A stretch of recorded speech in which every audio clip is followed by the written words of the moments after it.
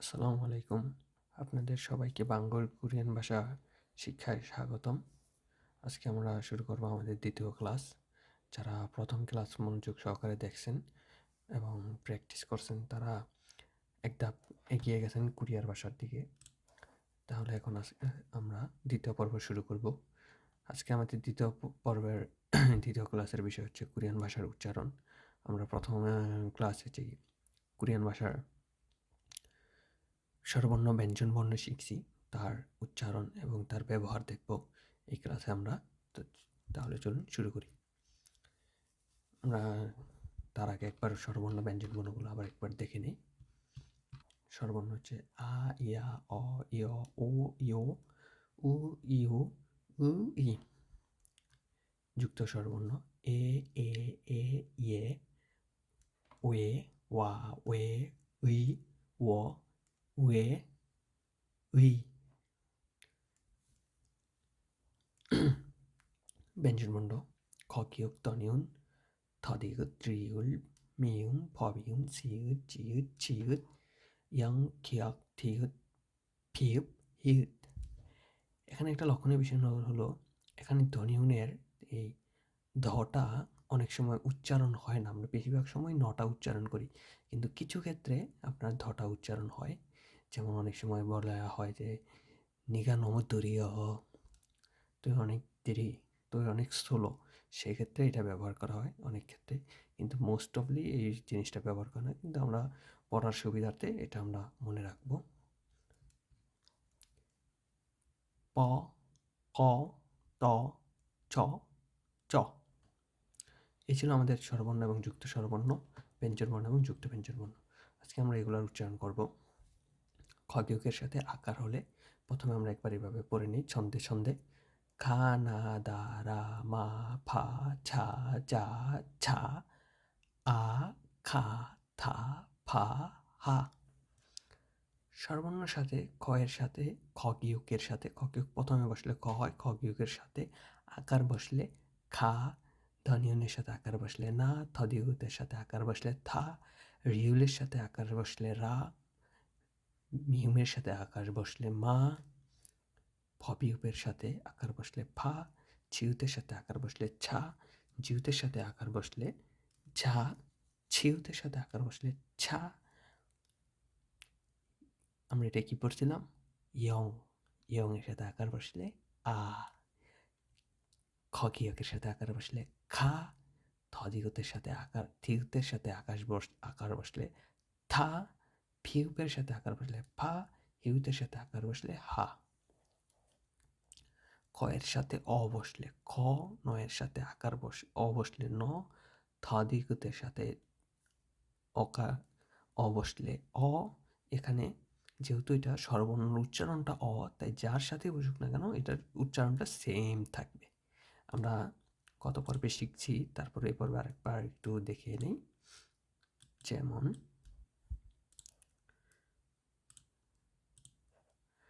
Korean বর্ণমালার নিয়ম হচ্ছে এভাবে যে প্রথম একটা ব্যঞ্জন বর্ণ আসবে। প্রথম কোরিয়ান বর্ণ হচ্ছে নিয়ম হচ্ছে প্রথমে একটা ব্যঞ্জন বর্ণ আসবে। একটু বড় করে নিই। প্রথমে একটা ব্যঞ্জন বর্ণ আসবে, সেটা হচ্ছে যেটাই আসুক না কেন এটা ধরি, একটা ব্যঞ্জন বর্ণ আসবে, তারপর একটা স্বরবর্ণ আসবে, তারপর আবার একটা ব্যঞ্জন বর্ণ আসবে, এভাবে হবে। এখন এটাকে বলা হয় ব্যঞ্জন। এটা হচ্ছে ব্যঞ্জন বর্ণের ঘর, এটা হচ্ছে স্বরবর্ণের ঘর, এটা হচ্ছে পাচ্ছিমের ঘর। এটুকু আমরা খেয়াল রাখবো, পাচ্ছিম, এটাকে বলা হয় পাচ্ছিম, পাচ্ছিমের ঘর। জাস্ট এতটুকুই খেয়াল রাখবো। প্রথমে এটার নিয়মটা হচ্ছে স্বরবর্ণ আসবে, ব্যঞ্জন বর্ণ আসবে একটা, তারপর আসবে একটা স্বরবর্ণ, তারপর হবে পাচ্ছিম। আর পাচ্ছিমের ঘরে সর্বদা ব্যঞ্জন বর্ণই বসে।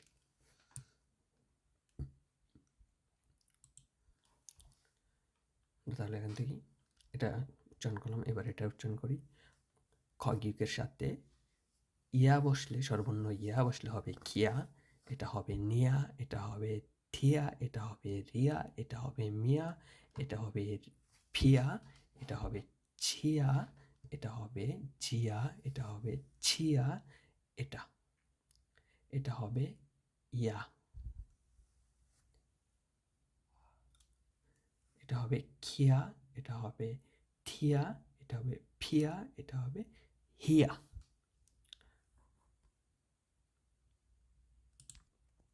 উচ্চারণটা আরেকবার দেখি। খিয়া, নিয়া, দিয়া, রিয়া, মিয়া, ফিয়া, ছিয়া, জিয়া, ছিয়া, ইয়া, খিয়া, থিয়া, ফিয়া, হিয়া। এভাবে ভাষায় আপনারা প্র্যাকটিস করবেন, সবগুলো একটার সাথে একটা মিল করে। এখন আমরা দেখব যুক্ত যেই স্বরবর্ণ ছিল সেইটার সাথে ব্যঞ্জনবর্ণের মিল হলে কীভাবে উচ্চারণ হবে। এখানে হচ্ছে খগিউকের সাথে ওয়া আসলে হবে খোয়া, হ্যাঁ, ওয়ে আসলে হবে খোয়ে, ওয়ে আসলে হবে খোয়ে, উই আসলে হবে খুই, খোয়ে আসলে হবে খোয়ে, খো আসলে হবে খোয়া, এটা হবে খুই, খুই, উই, উইটা আসলে হবে খুই। এটা হচ্ছে যুক্ত স্বরবর্ণের সাথে ব্যঞ্জন বর্ণ আসলে, ব্যঞ্জন বর্ণের সাথে যুক্ত স্বরবর্ণ মিলিত হয়ে যেভাবে উচ্চারণ হয়। আমরা আরেকটা এক্সাম্পল দেখতে পারি, একটা এক্সাম্পল দেখি। যেমন রিওল দিয়ে দেখতে পারি, রিওল বা মিউম দেখিয়ে এটার উচ্চারণ হবে মোয়া, মোয়া, এটার উচ্চারণ হবে মোয়া, এটার উচ্চারণ হবে মুই, মুই, মুই, মুই, এর উচ্চারণ হবে এরকম। উই, উই যেহেতু হবে তাহলে ময়ের সাথে যুক্ত হলে মুই, মুই, এরকম হবে উচ্চারণটা। তারপর আমরা আরেকটা দেখি, আপনার যদি হিউতের সাথে আসে তাহলে হিউতের সাথে যদি ও আসে তাহলে হবে হুয়, হুয়, হুয়। আবার যদি এটা আসে আপনার ছিউতের সাথে আসে তাহলে এটার উচ্চারণ হবে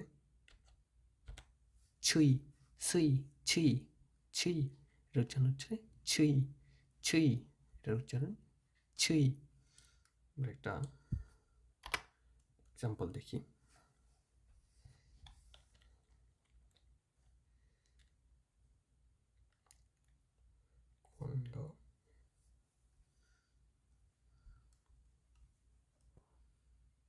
খোয়াজা, আমরা একটা এক্সাম্পল দেখি। খোয়াজা, এখানে খোয়াজা, খোয়াজার সাথে এটা আসছে আপনার ওয়াটা আসছে ওয়া, তাই খগিউকের সাথে হওয়াতে এটা হবে খোয়া, যেহেতু জিউত আছে পিছনে, জিউতের সাথে আকার হওয়াতে যা, জিউতের সাথে আকার হলে কি হবে যা, যা, এটা হবে যা। এখানে বাংলায় হয়তো একটু মিস্টেক হয়েছে লেখায়, এটা চা হবে না, এটা হবে যা, যা, খোয়াজা, খোয়াজা, এরকম হবে উচ্চারণটা, খোয়াজা। এখন আমরা দেখব যুক্ত ব্যঞ্জন বর্ণের সাথে যুক্ত ব্যঞ্জন বর্ণের সাথে স্বরবর্ণ মিলিত হলে কিভাবে উচ্চারিত হয়। এখানে আছে পা, কা, তা, ছা, চা, পিয়, এটার উচ্চারণ হবে পিয়, এটার উচ্চারণ হবে কিয়, এটার উচ্চারণ হবে তিয়, এটার উচ্চারণ হবে সিয়, এটার উচ্চারণ হবে চিয়।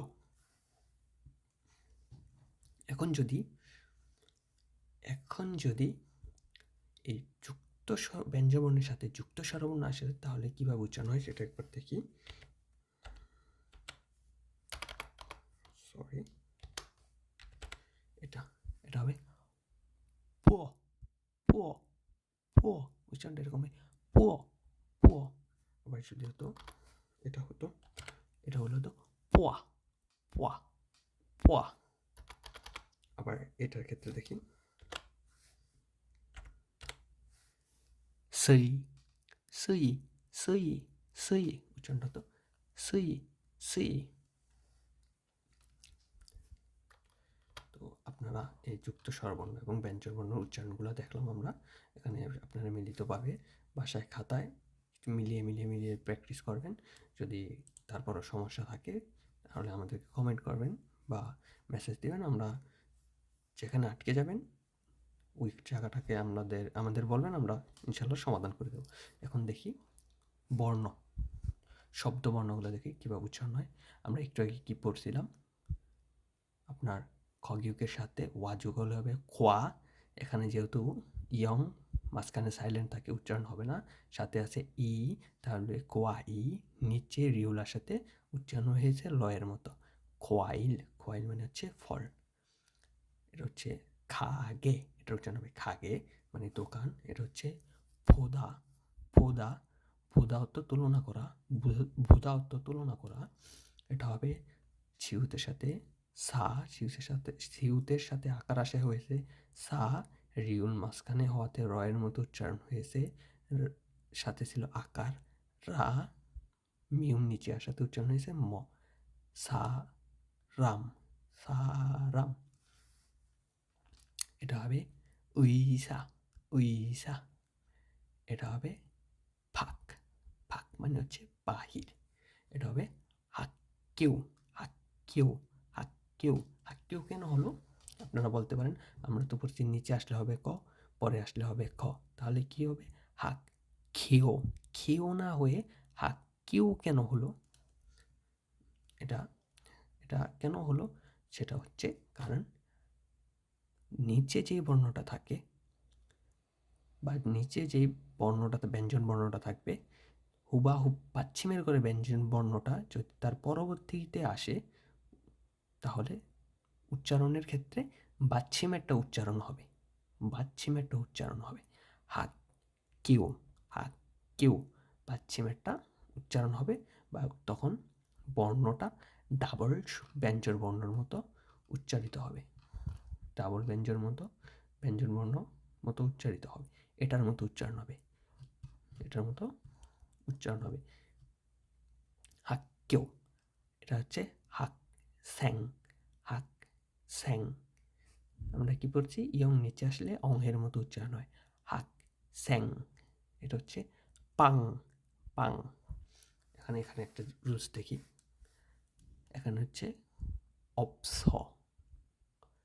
এটা হচ্ছে অপস, কিন্তু এটা যেরকম হওয়ার কথা ছিল আমরা কি পড়ছি যে নিচে পাচ্ছিমের ঘরে যেটা থাকবে সেইটা যদি ইয়ংয়ের সাথে মান না হয় মানে দেখা হয় তাহলে সেটা উপরে গিয়ে উচ্চারণ হবে।